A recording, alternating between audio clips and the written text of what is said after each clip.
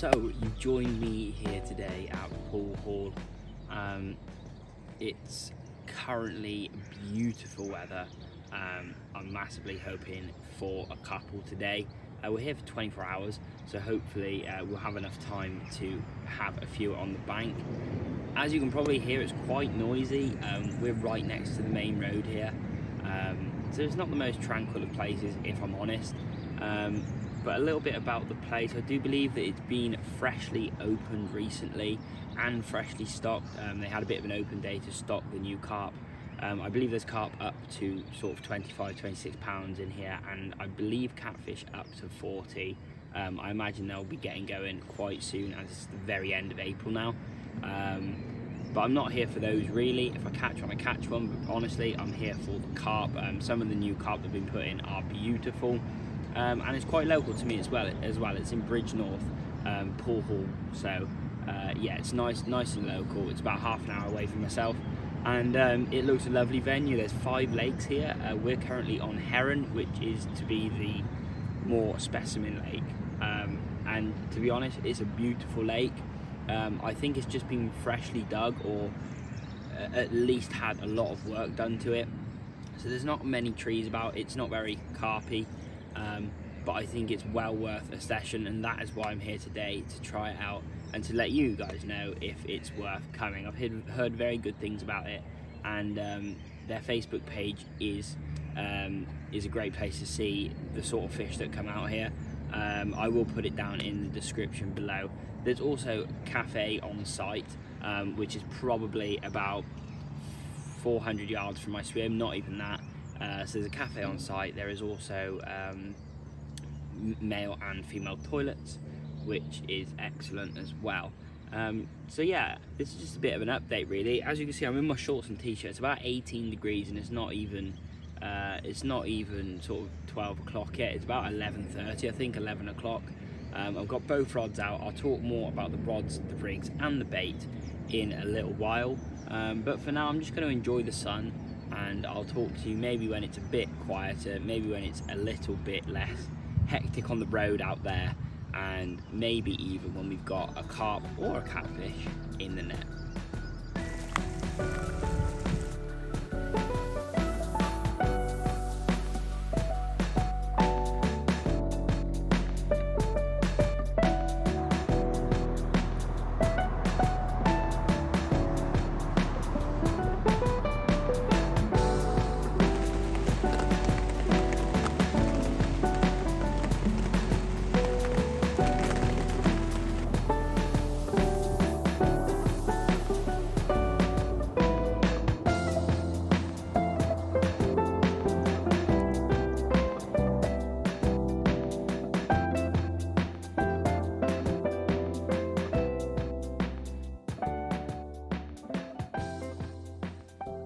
So a quick look at the rigs that we are using.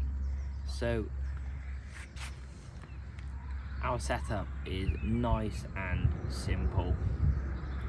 A nice stiff boom, about 8 inches long. Some people think this is quite long, but I do like it. It makes sure that everything's kicked out. Nothing, if there's anything in the middle, it's not sat funny or anything like that. There's plenty of room for difference on the bottom.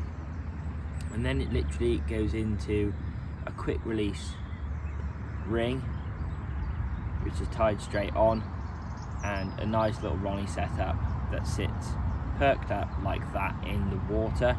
I do have some corder kickers on there, so they basically mean that I can change the hook in seconds, whip that back, flick the hook off. It's on a quick release swivel, which is just a little ring like that, with an opening, so you can change the hook massively quickly, so you can always make sure that you are fishing with a razor sharp hook.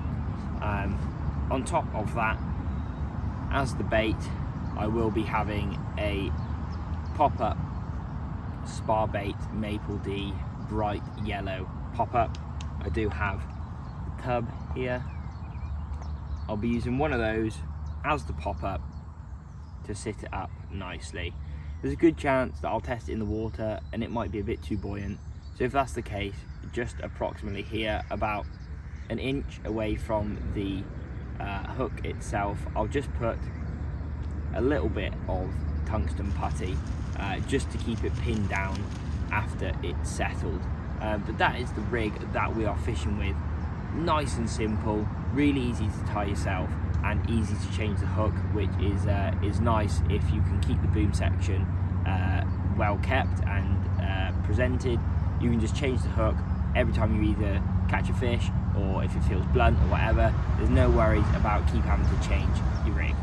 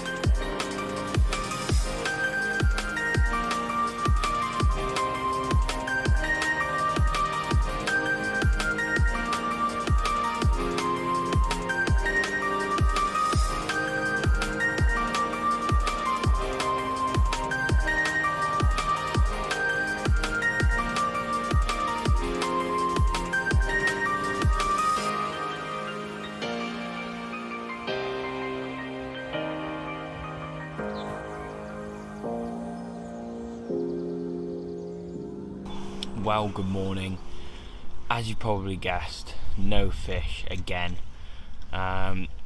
We've got about an hour left, and I'm not feeling very hopeful, if I'm honest. I have just rebaited and put both rods onto the island because that's where I'm most confident. I didn't hear much come out last night. I heard a few come out yesterday, but they were all down the other end. So I don't know if the fish are just held up down there, or if those guys are just better anglers than me, if I'm honest. But yeah, it's getting close to 7 now, to be honest. But I've heard no signs of any fish out today so far, and I've been up since first light, or before first light. I've rebaited, I've put both rods on the island. It's where I'm most confident, and we've just got to sort of sit and wait it out for the last hour or so. I've not seen really many fish show this morning, so I'm not feeling massively hopeful, but we have to wait and see. It's quite windy, as you can see, so you're actually inside the bivvy right now, and I'm sort of knelt down outside, but the conditions aren't ideal now either, so I'm not feeling hopeful, if I'm honest.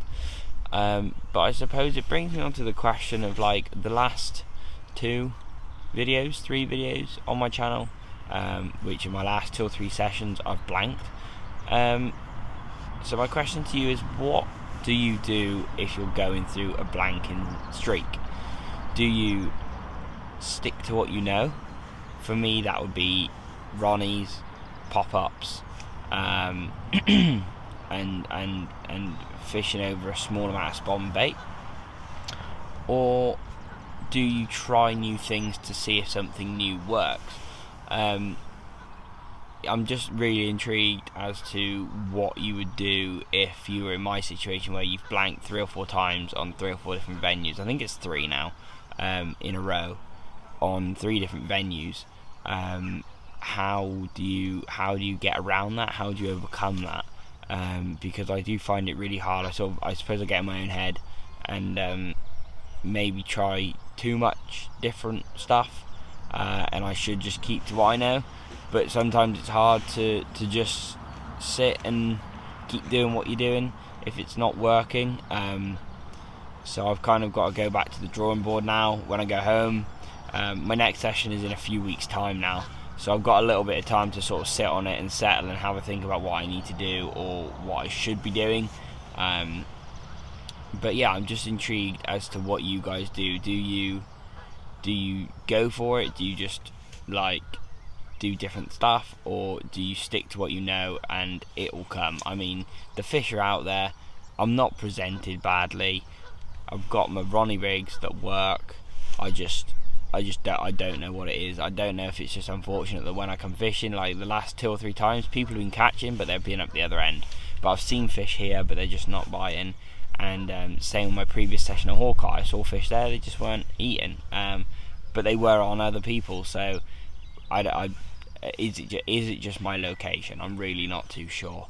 But we've got a few hours. Well, we've got an hour and a bit left now, so I'll carry on with just trying to persistently get a fish, and hopefully we do. But if not, really appreciate you watching. Make sure you do smash the like and the subscribe button. I'd really appreciate that. It would help me a lot. And yeah.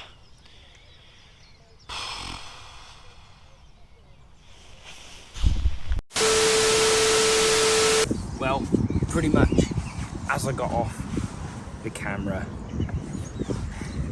we got one of the smaller residents of the lake. Small but lively. He stops wriggling.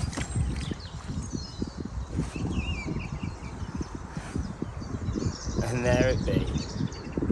Look at that. It just goes to show that maybe your tactics are working. And he's got a little kink in his tail, quite unique actually. But yeah, it goes to show that maybe your tactics are working.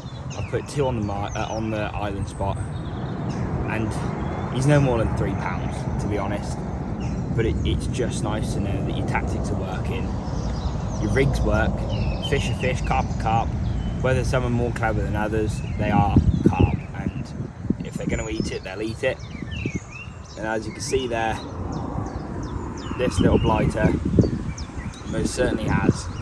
I'm sorry if it's really windy, but we've saved the blank.